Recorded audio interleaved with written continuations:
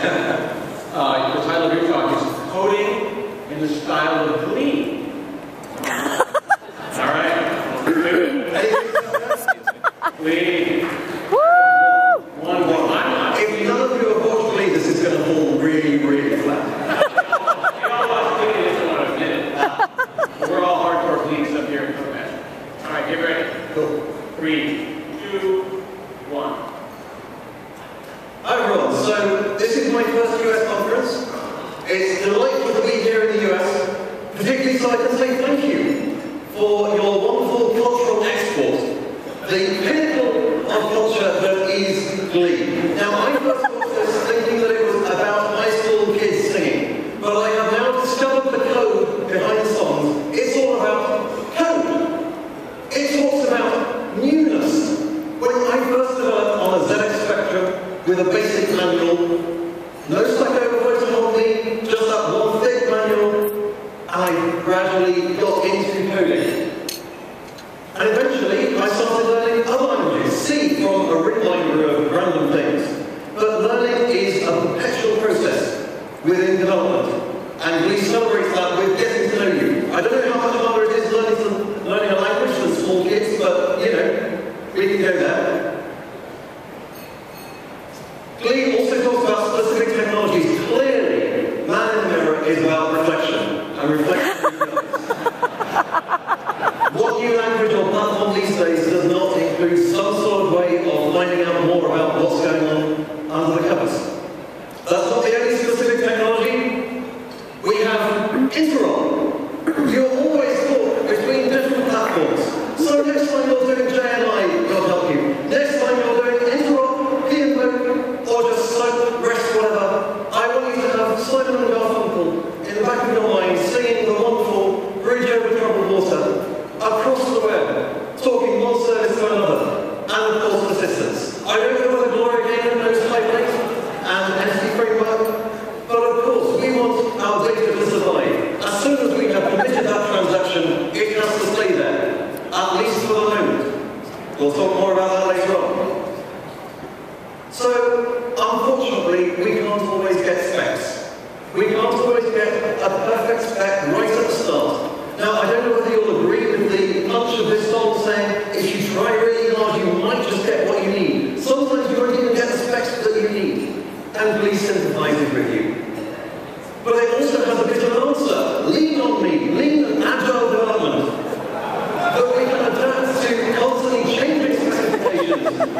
And eventually we will have something that is useful. Maybe nothing like what we initially envisaged, but it will be something useful. Excuse me. Now, I've fallen out of love with Java, so I dedicate losing my religion to Enterprise Java. I never actually used Enterprise Jesus Beans, but I did use other bits of Enterprise Java, and I'm sorry, I have lost that particular religion. And I saw many other people have done exactly the same thing. And so we get the rise of dynamic languages, where there is one compiler to tell you, you cannot invoke that member. Anything goes until it blows up at runtime. I'm not a big fan of dynamic languages myself. I'm glad they exist. Variety is brilliant.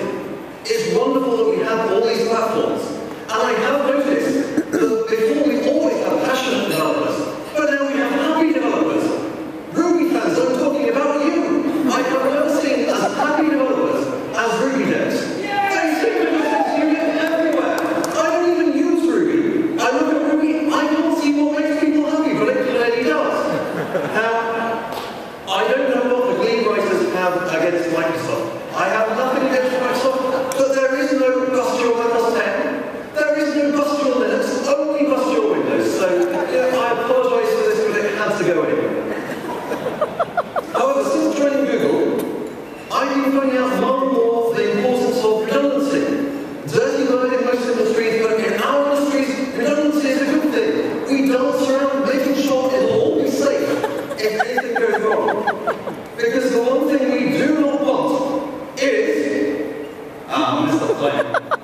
A single point of failure. If one thing goes wrong and it takes your whole service down, you will be fired. Depending. I had a friend who brought down Gmail for about 5 minutes. The whole Gmail, I think. Yeah, he was fine. We laughed about it, honest. I think it was a bit panicky at the time. But yeah, we don't like single-point failures. Glee celebrates the rise of phone apps. Who these days could be unaware of how important it is for the development of mobile applications? And obviously, we can credit the iPhone for that. But since the iPhone and just smartphone apps, we've also started tablets and touch-screen devices of all kinds. So Windows 8, very touch-based, and sooner or later, we're all going to have to get with it. I don't do UIs.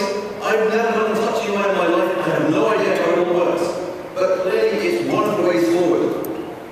However, if users are giving more and more information to our devices, we need the opposite of persistence. We need the ability to forget about them. We need increasing